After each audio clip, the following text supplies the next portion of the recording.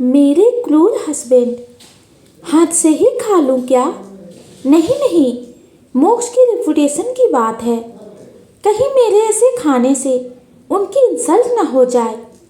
पर इन्हें तो मैं घर में बताऊंगी। फिर खाने को देखकर बोली, पर अभी क्या करूं? भूख भी लग रही है। ऐसा सोचकर उसने सबको देखा जो बड़े ही आराम से खा रहे थे। सब अंग्रेज की औलाद हैं, ऐसे खा रहे हैं जैसे चम्मच से खा रहे हों।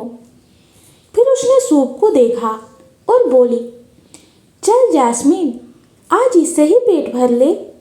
ऐसा कहकर उसने सूप का एक सिप लिया और आंखें बड़ी करके बोली, ये क्या है? गरम पानी?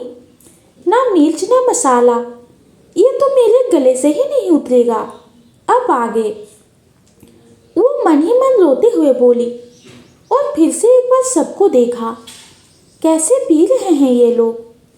यही सब सोचते हुए वो अपने छुरी कांटे को पकड़कर बैठ गई और तभी उसके कानों में साहिल की आवाज़ आई, मम्मा, ये डिनर बिल्कुल अच्छा नहीं है। साहिल को पनीर पराठा खाना है। साहिल की बात सुनकर जैस्मिन ने मन में कहा, हाँ बेटा, मुझे भी ये खाना एकदम बकवास लगा। और फिर साहिल को समझाते हुए बोली, कोई बात नहीं बेटा, घर जाके मम्मा आपके लिए पनीर का पराठा बना देगी। तब तक आप ये orange juice P low. Jasmine की बात सुनकर साहिल ने एक गिलास ऑरेंज जूस ले लिया और जैस्मिन भी ऑरेंज जूस पीने लगी। और ऐसे ही चुपके चुपके उसने 3 गिलास जूस पी लिया। लेकिन मिस्टर भट्ट की नज़र कब से जैस्मिन पर ही थी, जिससे उन्होंने कहा, मिसेस सिंघानिया, आपने तो कुछ खाया ही नहीं। जिसके जवाब में जैस्मिन मुस्कुरा दी तो विवेक मुस्कुराते हुए बोला, yes, I think Jasmine diet पर है। विवेक की बात सुनकर जैस्मिन उसे घूरकर देखने लगी तो वो चुप हो गया। मोक्ष भी जैस्मिन के मन की बात समझ रहा था और धीरे धीरे स्माइल कर रहा था। डाइटिंग और जैस्मिन। डिनर के बाद सब बैठे अपने अपने बिजनेस के सिलसिले में बात कर रहे थे।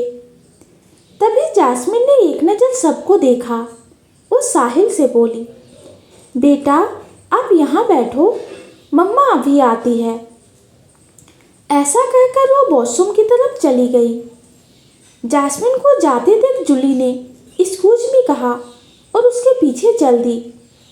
उधर वॉशरूम में जैस्मिन अपने हैंड वॉश कर रही थी कि उसके सामने जूली आके खड़ी हो गई और ऊपर से नीचे तक देखते हुए बोली, कितना टाइम हुआ है तुम्हारी शादी को? जिसके जवाब में जैस्मिन ने मुस्कुराते हुए कहा, 1 ईयर कंप्लीट होने वाला है।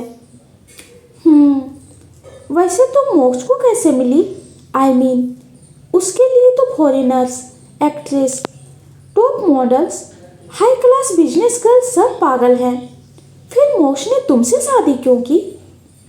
जूली की बात से जैस्मिन को गुस्सा तो बहुत आया, लेकिन उसने मुस्कुराते हुए जवाब दिया, शायद तुम अपनी ही बात ठीक से समझी नहीं।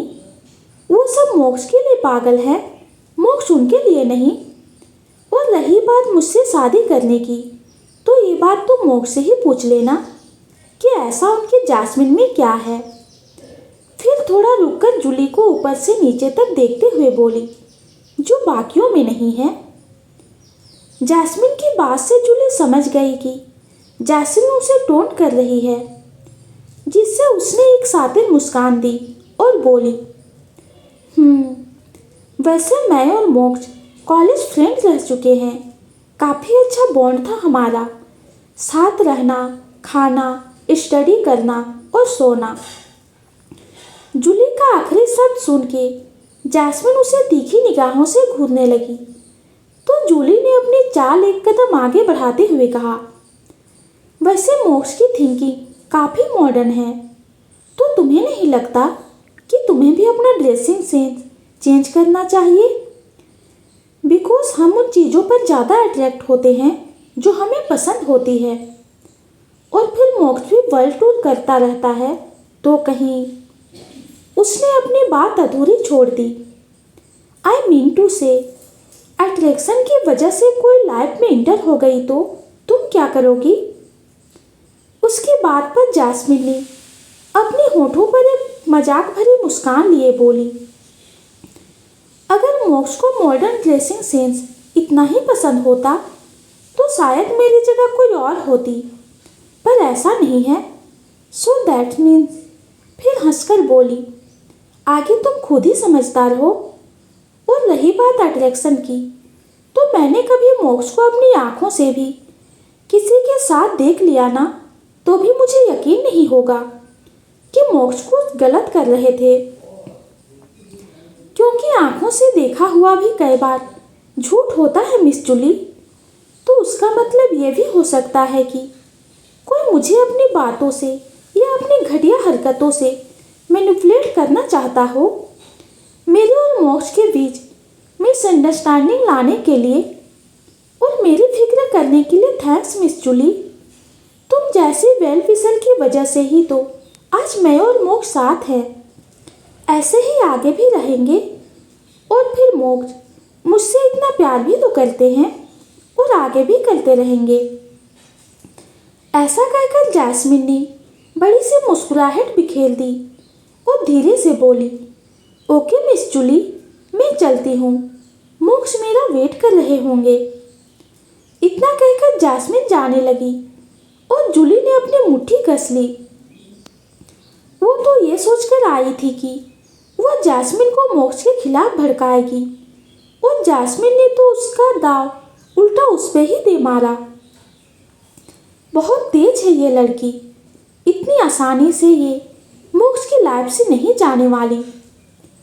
उधर जैस्मिन मोक्ष के पास नहीं थी, बल्कि सबसे थोड़ा दूर बालकनी में खड़ी थी, जहाँ सिर्फ अंधेरा था और वहाँ कोई नहीं था।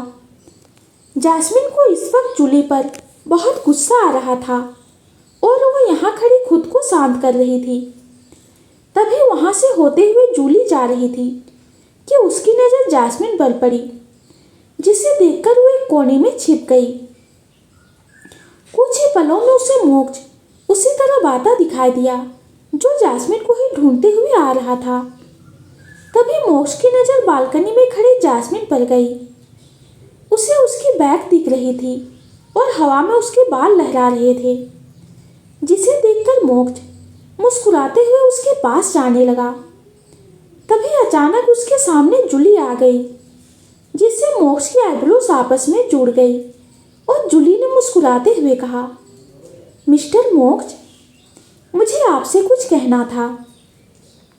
जूली की बात पर मोक्ष अपनी पॉकेट में हाथ डाले उसे घूरने लगा, तो जूली ने एक कदम आगे बढ़ाते हुए मोक्ष के सीने पर हाथ फेरते हुए बोली, आई नो, अब आपकी शादी हो चुकी है। But I swear to God, मैंने आज तक आपके जैसा मैन नहीं देखा। आपकी muscles, solid biceps, health body, मुझे आपकी वाइफ से कोई प्रॉब्लम नहीं है, पर एक वन नाइट स्टैंड तो हम ले ही सकते हैं।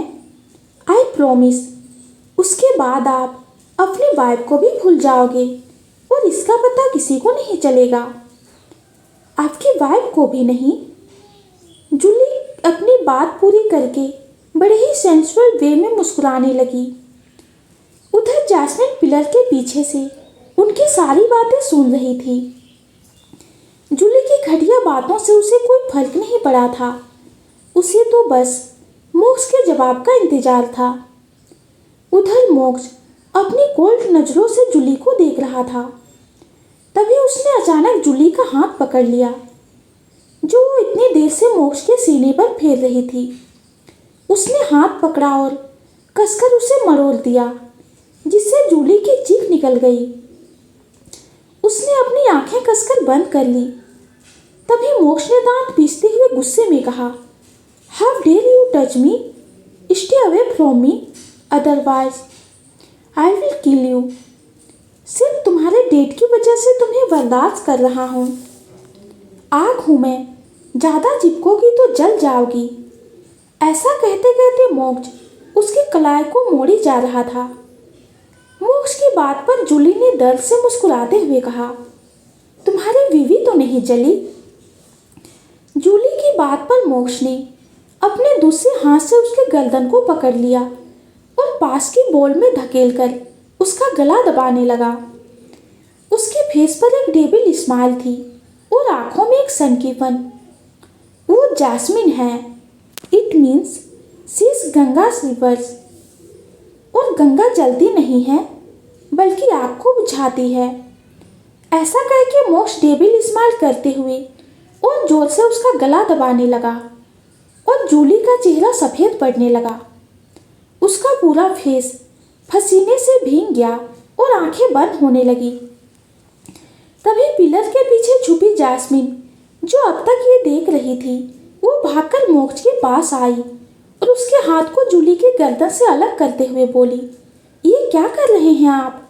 छोड़िए उसे, वो मर जाएगी। जिसके जवाब में मोक्ष ने जूली को देखते हुए कहा, तो मर जाने दो। मोक्ष की बात पर जैस्मिन ने थोड़ा जोर लगाते हुए कहा, मोक्ष छोड़िए उसे अपनी गलती का एहसास हो गया है।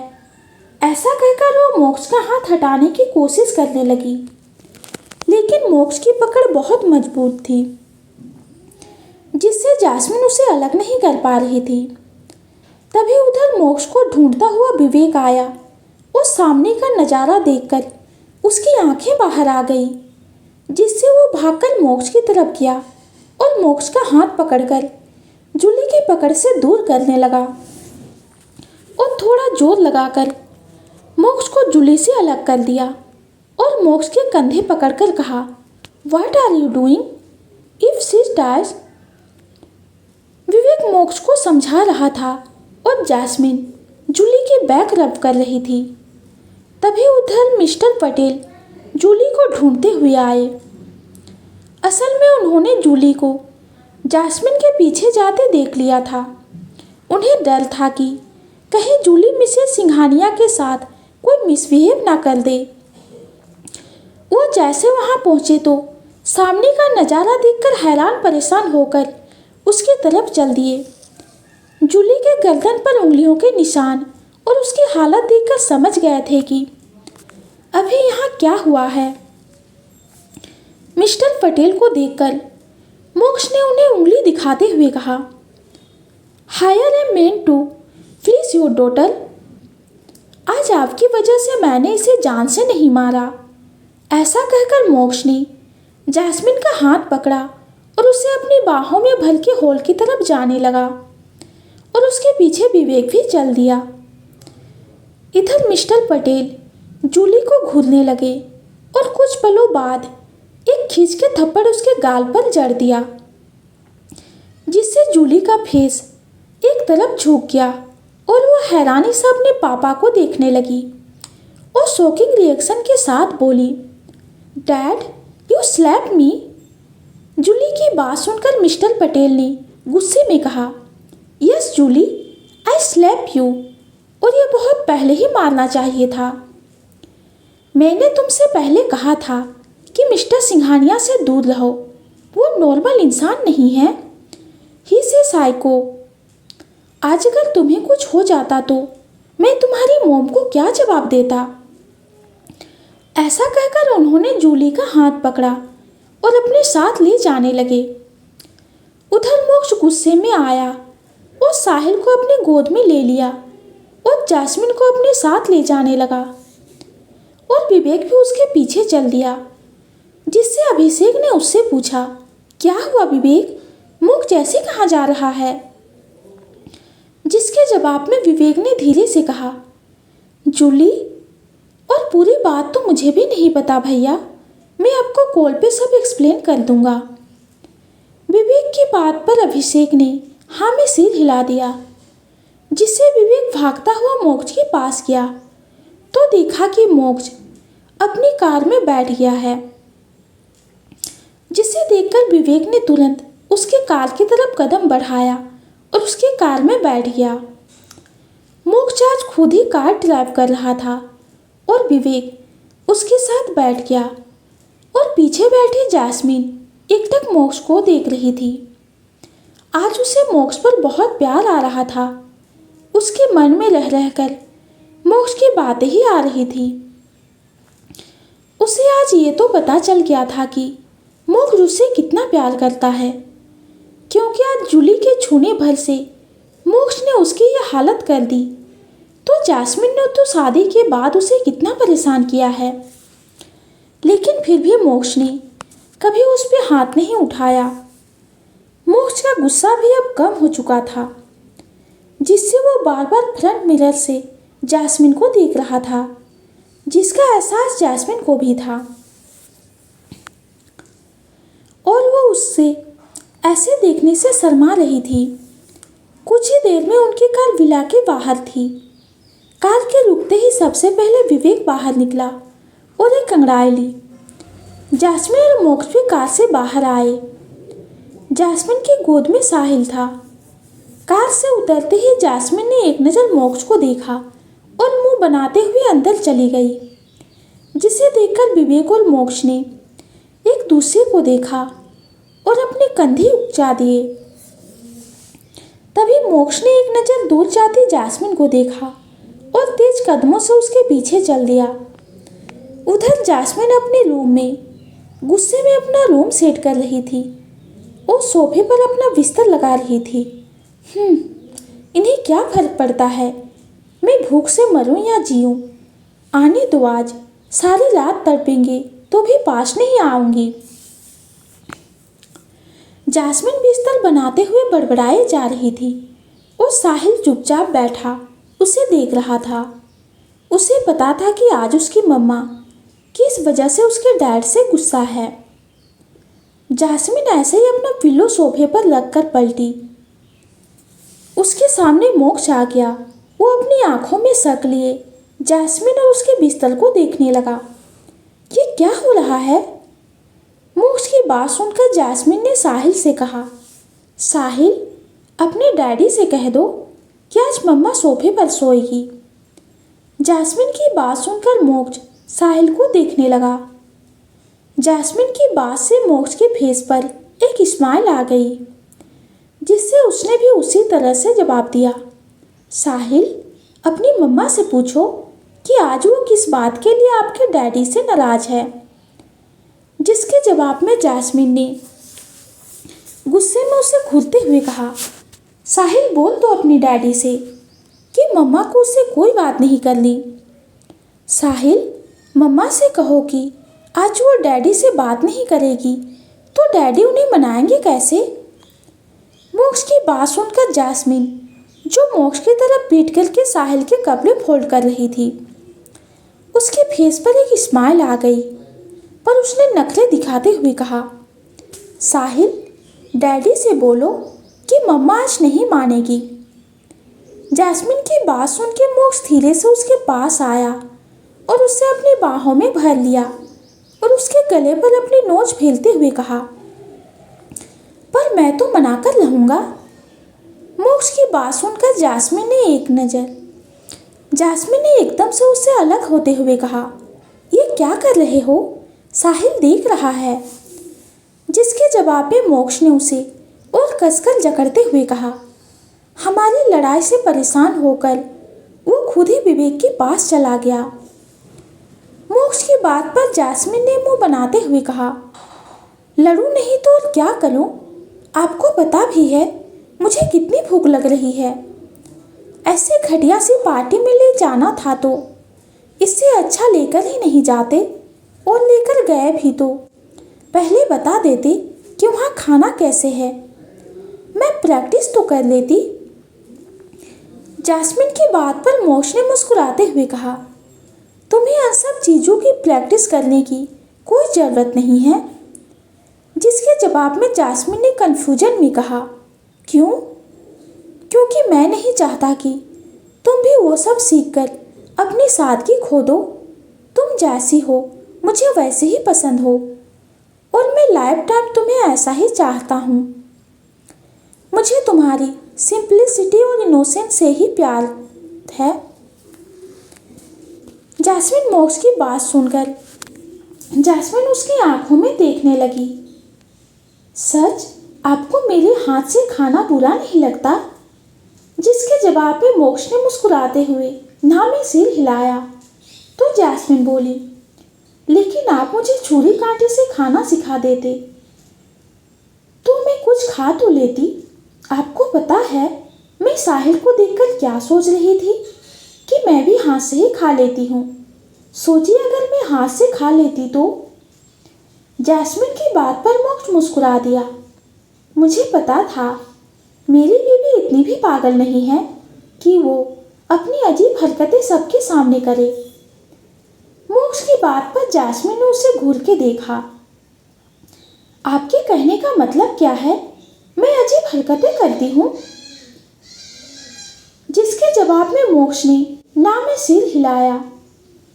जिसके जवाब में मोक्ष ने हाँ में सिर हिलाया और धीरे से उसके गाल पर किस करके कहा, पर मुझे उन हरकतों से प्यार है। मोक्ष की बात पर जैस्मिन ने मुंह लटकाए कहा, जाने दीजिए, प्यार से पेट थोड़ी भरता है, उसके लिए तो चटपटा खाना खाना चाहिए होता है। जैस्मिन की बात पर मोक्ष ने मुस्कुराते हुए कहा, मुझे पता है कि तुम्हें भूख लगी है क्योंकि मेरा भी पेट नहीं भरा। मोक्ष की बात सुनकर जैस्मिन फिर से उसकी आंखों में देखने लगी। पर आपने तो डिनर किया था। हाँ किया था, पर अब मेरा पेट तुम्हारे हाथ के खाने से ही भरता है। वहाँ तो मैंने फॉर्मेलिटी के लिए खाया था। मोक्ष की बात पर जैस्मिन परेशान होते हुए बोली, अरे आपका पेट नहीं भरा, इसका मतलब आपको भूख लगी होगी। आपने मुझे पहले क्यों नहीं बताया? जिसके जवाब में मोक्ष ने बेहद प्यार से कहा, तुमने पूछा ही नहीं। मोक्ष की बात पर जैस्मिन ने अपने सिर पर चपाट लगाते हुए कहा, मैं भी पागल हूँ। आप बस आधा घंटा वेट कीजिए, मैं फटाफट कुछ बना देती हूँ। जिसके जवाब में मोक्ष ने कहा, क्या बनाओगी? जो आप खाना पसंद करोगे। जैस्मिन की बात पर मोक्ष ने एक टेबल इस्तेमाल की और जैस्मिन की कमर पर अपने हाथ कसते हुए कहा, सोच लो। जिसके जवाब में जैस्मिन ने भी फुल टसन में कहा, सोच लिया। तो दोस्तों, आज की स्टोरी आप सबको कैसी लगी कमेंट में ज़रूर बताना। कहानी पसंद आती है तो चैनल को लाइक और सब्सक्राइब करना। कहानी सुनने के लिए आपका बहुत बहुत धन्यवाद।